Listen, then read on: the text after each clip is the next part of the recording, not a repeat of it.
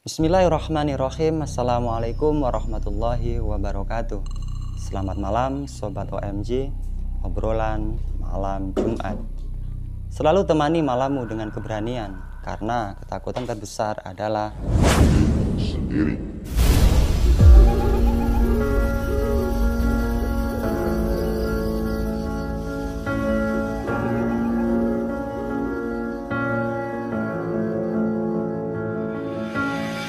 Malam ini OMG kembali berbagi kisah misteri. Kali ini sebuah kisah tentang kekuatan gaib suku Dayak Kalimantan. Bagaimana keseruan ceritanya? Inilah kisahnya.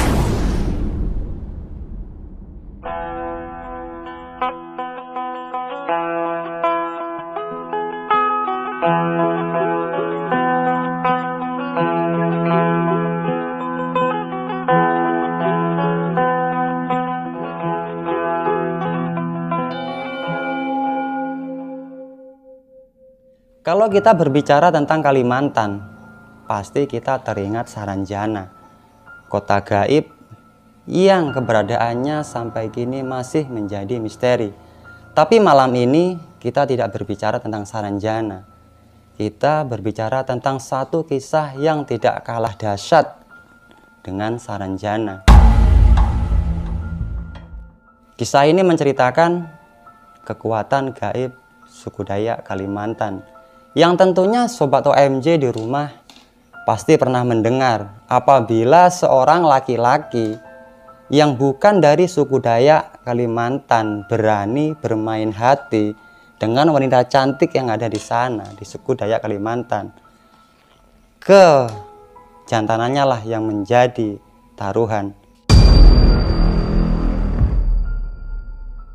Dan kisah kali ini kiriman Sobat OMG yang berada di Kalimantan.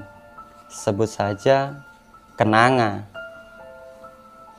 Kisah ini terjadi 20 tahun silam. Saat itu Kenanga masih duduk di bangku kuliah, semester terakhir waktu itu.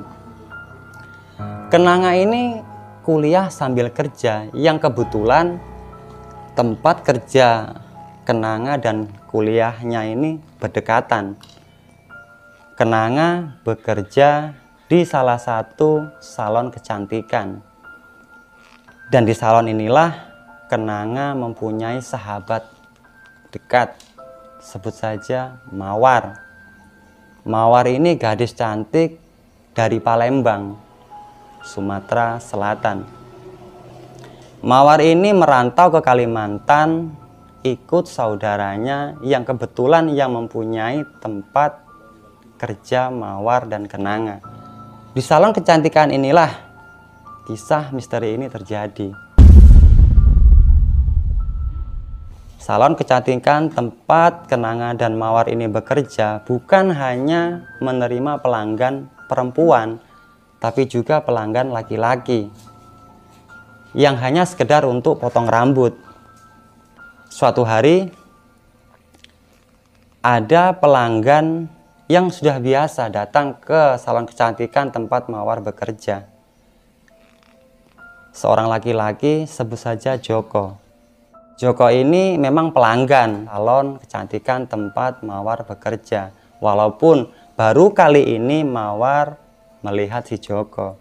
Karena Mawar memang baru 2 bulan berada di Kalimantan dan bekerja di salon milik saudaranya. Sore itu Joko sempat mengajak Mawar untuk berkenalan. Tapi karena Mawar ini orangnya sedikit judes, Mawar hanya senyum dan pergi meninggalkan si Joko. Dan Kenanga yang melihat kejadian ini pun menghampiri si Mawar. Jangan seperti itu, ini kan pelanggan kita. Tapi si Mawar ini tetap saja ngelonyong pergi ke belakang, meninggalkan si Joko yang berdiri menatap si Mawar. Dan akhirnya Kenanga ini pun meminta maaf kepada si Joko atas nama si Mawar. Ah, nggak apa-apa mbak, santai aja, wong belum kenal. Dan akhirnya Joko ini pun berlalu pergi meninggalkan salon kecantikan ini. 2 hari setelah kejadian ini, Joko kembali ke salon kecantikan tempat Kenanga dan Mawar bekerja. Dan di sore itulah si Joko akhirnya berkenalan dengan Mawar. Singkat cerita, karena Joko ini sering ke salon dan sering memberikan perhatian yang lebih kepada si Mawar, akhirnya Mawar jatuh hatilah kepada si Joko, yang akhirnya mereka pun berpacaran. Singkat cerita, beberapa bulan kemudian Joko ini malah menghilang tanpa ada kabar sedikit pun. 1 bulan lebih si Joko ini tidak ada kabarnya. Bahkan saat Mawar ini mencari kabar keberadaan si Joko ke rumah orang tua Joko, orang tua Joko ini tidak mengetahui keberadaan anaknya. Ada sesuatu yang disembunyikan oleh orang tua si Joko, tapi Mawar tidak bisa berbuat apa-apa dan akhirnya pasrah dengan keadaannya saat itu. Tapi ada satu kejadian yang membuat si Mawar ini kaget dan bingung.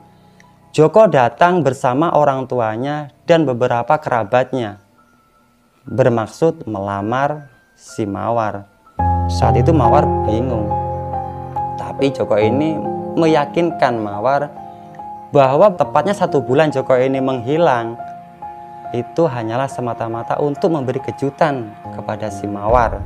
Dan akhirnya mereka pun resmi saat itu bertunangan.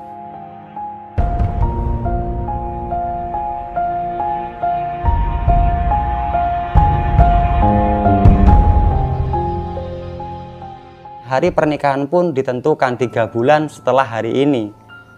Tapi kita bicara tentang takdir. Manusia hanya bisa berencana. Allah, Tuhan Yang Maha Esa, yang menentukan. Seperti halnya Joko yang berencana hidup bahagia berumah tangga dengan si Mawar. Tapi kenyataannya berbanding terbalik dengan harapan si Joko. 1 bulan menjelang pernikahan, si Mawar memutuskan untuk mengurungkan niatnya menikah dengan si Joko dan pulang ke Palembang, Sumatera Selatan.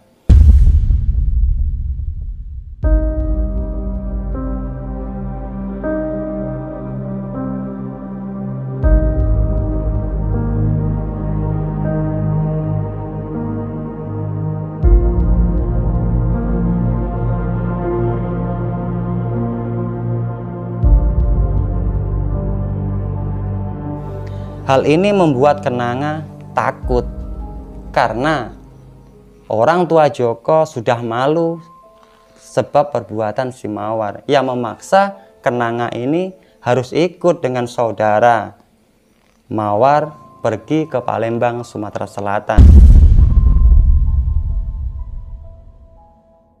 Singkat cerita, mereka sampailah di Palembang dan langsung ke rumah orang tua si Mawar. Sesampainya mereka di rumah orang tua si Mawar, mereka mendapati kenyataan yang sangat pahit. Mawar berada di dalam kamar yang posisi kamarnya terkunci dari luar.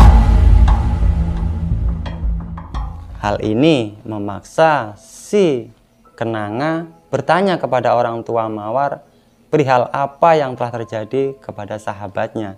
Akhirnya orang tua si Mawar ini pun menuturkan kisahnya, bahwa Mawar ini sebenarnya sudah punya pacar sebelum Mawar ini merantau ke Kalimantan. Dan baru beberapa hari ini orang tua Mawar pun tahu kalau Mawar ingin pergi ke Jakarta bersama pacarnya. Tapi hal ini belum sempat terjadi karena Mawar mengalami kejadian yang sangat aneh. Mawar menjadi seorang yang pendiam. Mawar sering mengurung diri di rumah, jarang keluar kamar. Dan ada satu kejadian yang membuat orang tua Mawar ini takut, bahkan ngeri dengan apa yang dilakukan oleh si Mawar. Mawar ini memakan dan meminum kotorannya sendiri.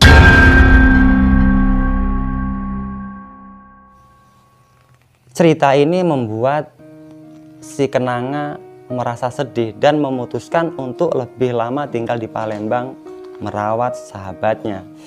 Walaupun sebenarnya Kenanga ini curiga kalau temannya ini terkena santet cucak bangkai.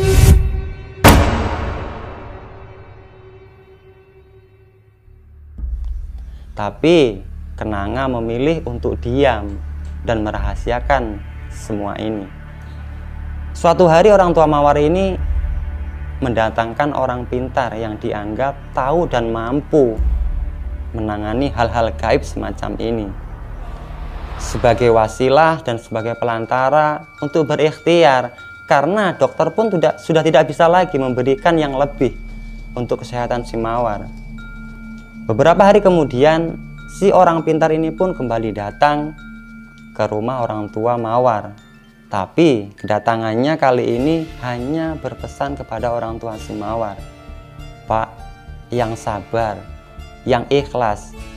Semua yang terjadi adalah kehendak Tuhan, kehendak Allah Subhanahu wa Ta'ala." Benar saja, beberapa jam setelah itu Mawar pun meninggal. Qalu innalillahi wa inna ilaihi raji'un. Segala sesuatu yang datang dari Allah pasti kembali kepadanya. Dan akhirnya Kenanga ini pun menceritakan perihal kejadian ini kepada kami OMG. Yang banyak sekali hikmah yang bisa kita ambil dari kejadian ini. Jangan kamu anggap hutan itu tak berpenghuni, tanah yang kosong tak bertuah. Jaga lisanmu dan perangaimu. Di mana bumi dipijak, disitulah langit dijunjung. Itu pesan yang bisa kita ambil. Karena memang kearifan lokal suku Dayak Kalimantan ini sudah terkenal kedahsyatan ilmu gaibnya.